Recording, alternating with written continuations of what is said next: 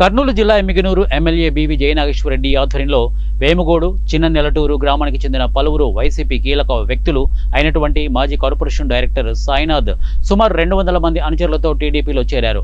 వారిని పార్టీ కండువా కప్పి పార్టీలో ఎమ్మెల్యే బీవీ జయనాగేశ్వరరెడ్డి ఆహ్వానించారు. అనంతరం ఎమ్మెల్యే బీవీ జయనాగేశ్వరరెడ్డి మాట్లాడుతూ గత ప్రభుత్వంలో నియోజకవర్గంలో అభివృద్ధి జరగలేదు. కూటమి ప్రభుత్వం వచ్చాక గ్రామాల్లో అభివృద్ధి జరగడంతో ఒక కూటమి ప్రభుత్వంతోనే అభివృద్ధి సాధ్యమని గ్రహించిన వైసీపీ నాయకులు టీడీపీ పార్టీలో చేరుతున్నారని అన్నారు.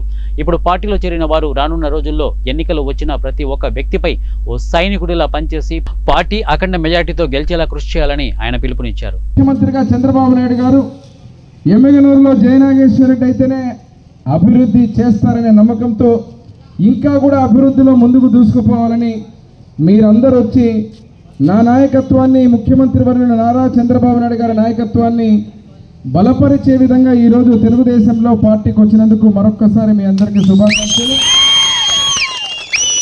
ఎమ్మిగనూరు నియోజకవర్గానికి ముఖద్వారమైనటువంటి ఊరు మన ఊరు వెమ్గోడు.